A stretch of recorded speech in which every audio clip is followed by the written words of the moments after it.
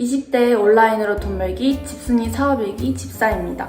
직장인 여러분들 조금이라도 더 벌기 위해서 부업을 많이 알아보고 계실 텐데요. 한창 부업이 붐일 때 저도 100만 원 정도 더 벌고 싶어서 시작했던 부업 8가지에 대해 이야기해보겠습니다. 유튜브에 나와 있는 웬만한 부업을 거의 다 해본 것 같은데요. 제가 해본 8가지에는 블로그 수익, 이미지 등록 사이트 저작권 수익, 재능 기부 플랫폼 자막 편집자, 국내 위탁 판매자, 중국 구매 대행, 전자책, 이모티콘 작가, 유튜브 수익 이렇게 8가지에 도전을 해봤는데요. 오늘 이 8가지 도전에 대해 이야기해보겠습니다. 블로그 운영입니다. 저희 부수입 만들기 첫 도전이었는데요. 저는 당시에 19살이었고 제가 조리과에 나와서 제가 가지고 있는 전문 지식은 조리 지식이어서 이를 토대로 블로그를 한번 운영해보고자 했습니다. 배운 조리 지식을 카드뉴스식으로 만들어서 쉽게 전달하거나 조리에 대한 호기심을 채우는 지식성 글을 작성했는데요. 네이버 검색 첫 페이지 132에 노출되거나 신규 블로그 최신성 점수를 받아서 노출도 괜찮았고 조회수도 괜찮았습니다. 그런데 어떻게 끝났느냐? 당시 쿠팡 파트너스 제휴 글을 몇 개 올리면 블로그가 제품질을 먹는다는 이야기가 있었는데요. 그럼에도 불구하고 쿠팡 파트너스 글을 올렸다가 제품질 블로그에 걸리게 되어서 그동안 올린 게시글들이 전부 노출 하락이 되고 제 글이 한 7, 8페이지 이상이 우주 멀리로 날아가 버려서 동기부여를 잃고 의지가 꺾였습니다. 또 새로운 지식과 새로운 컨텐츠를 찾아내서 뉴스를 만드는 일이 생각보다 에너지가 많이 들고요. 창작의 고통은 느낄 대로 느끼는데 수익 실현법은 찾지를 못한 상태라서 지속 에너지가 부족했고 수익 실현 방법도 미궁에 빠져 있어서 더 유지를 하지 않고 학교 생활에 집중을 하게 되었던 것 같습니다. 그리고 네이버 애드포스트 선정 기준이 생각보다 높아요. 하루에 방문자 수와 조회수가 2,300은 나와줘야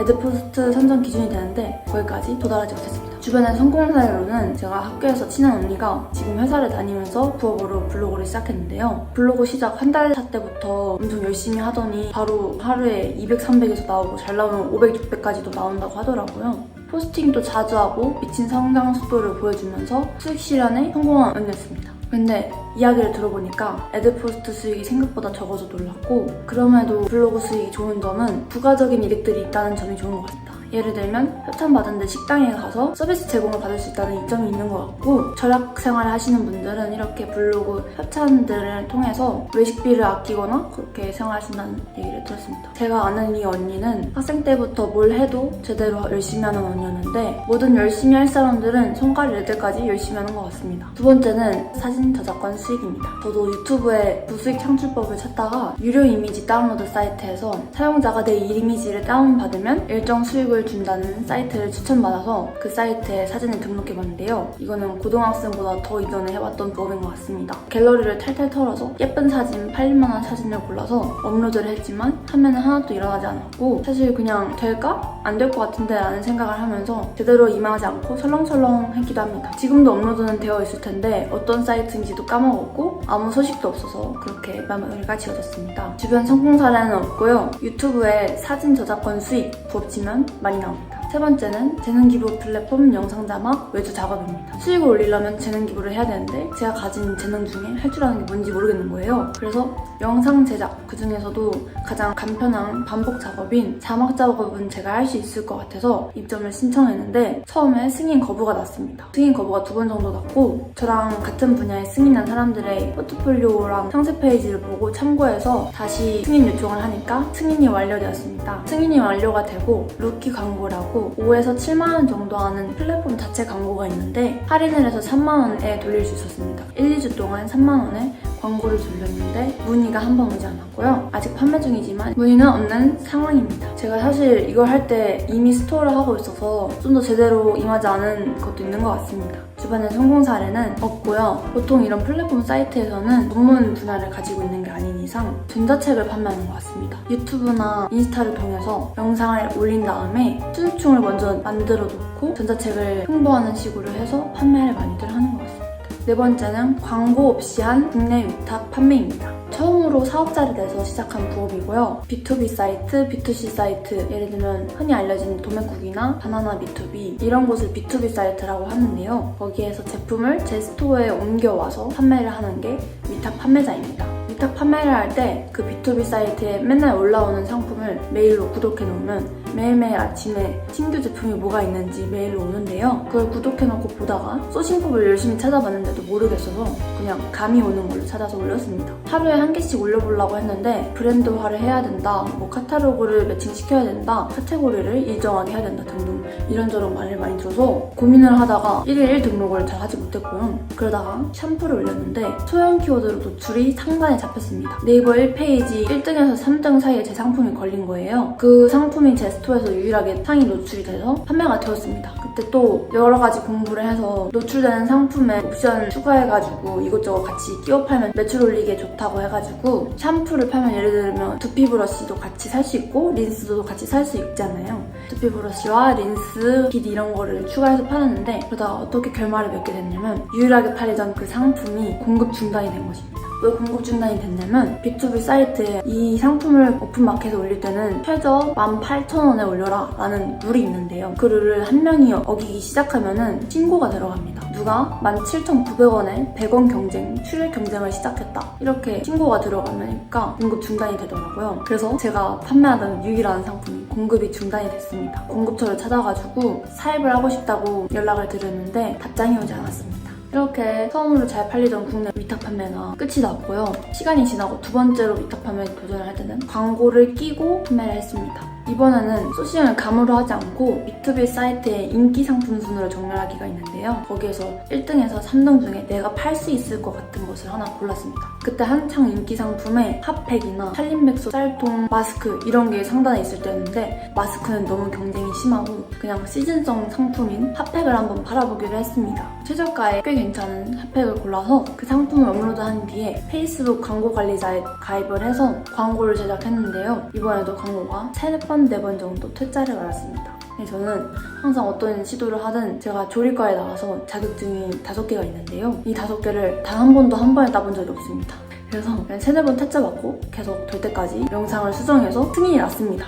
22년도 겨울에 한두 달 동안 600개 정도 광고를 돌려서 팔았는데 리뷰도 안 쌓이고 광고를 안 돌리면 노출도 안 돼서 광고 없이는 상품을 판매할 수가 없는 거예요. 게다가 순익보다 광고비가 더 나오는 그런 상황이 발생을 해서 마이너스 마진이었습니다. 핫팩 시즌이 끝나고 더 이상 이런 식으로 판매를 할 수는 없겠다 싶어서 수익 보조를 어떻게 만들어야 될지도 모르겠고 취업을 해서 운영이 잘 되고 있는 회사에 들어가서 스토어 운영을 어떻게 해야 되는지 배워야 되나 그렇게 고민을 하다가 비슷한 형태의 사업 구조이면서 마진율이 더 좋은 해외 구매 대행업을 하게 되었습니다. 국내 위탁 판매의 경우 주변 성공 사례는 고등학교 때 학교 선배가 방학 기간 동안 매출 200만 원을 낸 걸 봤습니다. 학교 도서관에서 책 2권을 보고 시작했다고 하는데 될 사람은 되는 것 같습니다. 5번째는 중국 구매 대행입니다. 구매 대행을 시작하기 전에 해외는 너무 어려울 것 같아서 이것저것 검색도 많이 해보고 세미나도 다녀보다가 어쩌다 부업의 스파르타 강의를 듣고 시작하게 되었습니다. 강의에서 배운 대로 하니 광고 하나 없이 업로드 2-3주 만에 첫 판매가 일어났는데요. 첫 판매는 하루 만에 일어나기도 하고 몇 시간 만에 일어나기도 하고 정말 케이스 바이 케이스입니다. 저는 상품을 올리기 전에 미리 어떤 상품을 올릴지 엑셀에 300개 정도 저장을 해두고 시작을 했고요. 중국 구매 대행은 업로드를 많이 하는 게 베이스인 사업이라서 한 달 동안 하루에 50개씩 총 1000개를 올렸습니다. 그래서 2달 차에는 2000개 이상 상품이 올라갔고 첫 달 매출은 90만 원이 나왔고 그 다음 달 매출은 160만 원이 나왔습니다. 이 사업은 정말 많이 올리면 수익이 그만큼 올라가는 사업입니다. 그러나 계속 제가 꾸준히 4000개까지 올렸으면 좋았을 것 같은데 제가 스토어가 잘 된 적이 처음이잖아요. 매출이 잘 올라간 적이 처음이잖아요. 진상 고객을 맡게 되었는데 그때 멘탈 관리를 못해서 기본 베이스인 업로드를 좀 못하게 되었고 그로 인해 매출이 100만 원대로 지금 유지가 되고 있습니다. 지금은 하루에 50개씩이 아니라 10개씩 올리고 있는데요. 10개씩 올려도 그래도 매출이 나오고 있으면 감사합니다. 지금은 멘탈도 괜찮아졌기 때문에 다시 50개씩 업로드를 할 예정입니다. 제가 해본 부업 중에 유일하게 수익 구조도 나오고 돈이 벌리는 사업이라서 이 사업은 정말 꾸준히 하고 싶다는 생각을 합니다. 이 업을 하면 되게 외롭습니다. 일 자체도 혼자 오래 해야 되는데 제가 가진 고민거리나 문제를 같이 해결할 사람이 없다는 게 정말 외로운데요. 어쩌다 부업이라는 구매 대행을 위주로 하는 부업 카페가 있는데 거기에 성공 사례도 많고 매출 인증 이런 것도 있습니다. 그래서 여기에서 글도 올려보고 하면서 멘탈을 다져봤던 것 같습니다. 어떤 모임에서 만나게 돼서 구매 대행 하시는 분을 한 번 봤는데요. 저랑 비슷한 시기에 시작을 했는데 업로드를 지금까지 꾸준히 해서 4,000개를 올리신 겁니다. 그분은 첫 달부터 매출이 200 나왔다고 하셨고요. 네 번째 달 때는 500 정도가 나왔다고 하시더라고요. 일을 어떻게 하느냐, 얼마나 꾸준히 하느냐 그런 거에 따라서 또 결과가 천차만별로 달라지는 그런 사업이 구매 대행입니다. 여섯 번째는 전자책입니다. 2019년도 20년도에 지식을 파는 게 한창 유행이었을 때가 있습니다. 그때 전 20살이었고 가진 지식이라 할 만한 것이 조리 지식밖에 없기 때문에 또 조리 지식으로 책을 만들려고 했는데요. 예를 들면 위생관리 습관이나 도구, 자격증 시험 준비하는 법 등등 이런 걸 알려드리려 했는데 엑셀로 6페이지 정도 쓰다가 그만뒀습니다. 왜냐면 글을 쓰다 느꼈는데 제가 경험도 부족하고 소재도 부족하다는 걸 느꼈고요. 엑셀로 쓰다 보니까 저작권을 어떻게 보호해야 될지도 모르겠고 어디에서 판매할지, 수요층은 어떻게 확보를 할지 구체적인 구조가 안 보여서 쓰다가 말게 되었습니다. 그리고 저는 이 길로 워홀을 떠나게 되었습니다.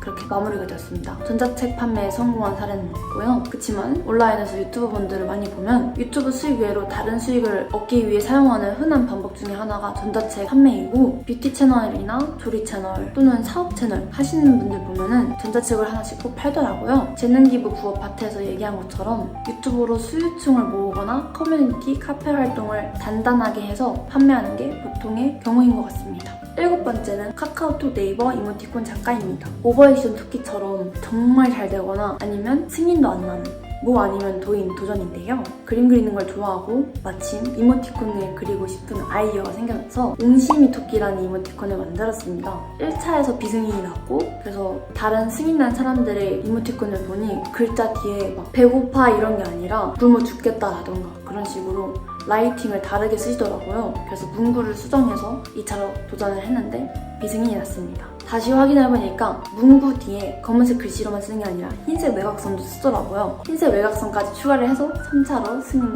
요청을 받아봤는데 또 비승인이 났습니다. 네, 옹심이 토끼가 승인이 나려면 확실한 컨셉이 필요하겠구나 싶어서 공주 옹심이로 바꿨습니다. 형광색깔 리본도 달아주고 정말 개성 강한 친구를 만들어주려고 노력을 했는데 비승인이 나서 4번 정도의 도전 끝에 포기를 했습니다. 카카오톡 네이버 이모티콘 작가는 도전하는 사람이 정말 많고 승인 기준도 명확하게 이렇다 저렇다 할 기준이 없어서 정말 미지수고 운이라고들 많이 하더라고요. 승인이 날 만큼 여러 번 제작하려면 오래 걸리는데 승인이 되고 나서도 안 팔리는 이모티콘들 정말 많죠. 그래서 이 시간에 다른 걸 하자 싶어서 이모티콘은 버리고 다른 거에 집중하기로 했습니다. 주변에 성공 사례는 있는데요. 정말 친한 중학교 때 친구가 손재주가 좋았는데 네이버 이모티콘에 작가로 승인이 났습니다. 만든 걸 보니 정말 누가 봐도 꼼꼼하게 정성을 다했고 이모티콘 한 개 한 개가 정말 개성이 강하더라고요. 근데 이렇게 잘 만든 이모티콘인데도 잘 안 팔리더라고요. 제가 그래서 친구를 위해 블로그에서도 햄사모에서도 제 친구의 이모티콘을 열심히 쓰고 있습니다. 여덟 번째는 유튜브 수익입니다. 캐나다에 워홀을 가면서 워홀을 주제로 브이로그 채널을 개설했는데요. 워홀 가는 사람들이 참 많이 하는 행동 중에 하나죠. 1일 1 영상을 올리다 보니 구독자가 500만까지는 정말 빨리 늘어났는데요. 그러나 제 단골 소재였던 캐나다 워홀이 끝나고 여행을 가면서부터 영상 주제가 바뀌어서 알고리즘 작품질을 단 것 같습니다. 영상을 올릴수록 구독자도 줄어들고 시청시간, 지속시간도 줄 다 떨어지는 거예요. 그때는 수익 창출을 하려면 구독자 1000명에 시청시간 4000시간을 1년 동안 채워서 써야 되는데 거의 1000명에 가까운 5,600명에 도달을 했었고 시간도 2,000-3,000시간이라서 조금 더 노력을 하면 되겠다 했는데 영상을 올릴수록 구독자도 줄고 시청시간도 줄어서 큰 아픔을 겪었습니다. 3년간 110개의 영상을 제작했는데 수익 창출을 못했고요. 정말 유튜브에 특출난 재능이 있는 상위 15%, 20%의 사람이 아니라면 그 외의 평범한 사람은 유튜브로 성공보다는 상품을 만들고 그 상품 홍보용으로 유튜브를 해야 수익 구조가 나올 것 같습니다. 물론 장르마다 다를 수 있습니다. 유튜브 수익을 도전해보고 제가 깨달은 점은 1채널 1주제라는 유튜브의 대공룰을 제가 어겼다는 사실입니다. 유튜브에는 쇼츠를 올릴 거면 쇼츠만 올리고 브이로그만 올릴 거면 브이로그만 올리고 먹방을 올릴 거면 먹방을 올리는 식으로 해야 되는데 저는 한 채널에서 브이로그도 했고 여행도 했고 쇼츠도 했고 사업 일기도 했습니다. 구독자 5,600명인 작은 채널에 4가지가 비빔밥처럼 올려주니까 주 수요층은 워홀이나 쇼츠에서 들어온 사람들인데 제가 영상을 막 사업을 올리고 다른 걸 올리니까 구독자가 줄었던 것이었습니다. 그렇지만 지금 그 채널에 쇼츠는 잘 나오는 편이라서 쇼츠 채널로 쓰기로 했고 부업 채널을 따로 운영할 생각입니다. 그 채널이 바로 이 채널입니다. 저는 유튜브를 그만둘 생각이었고요.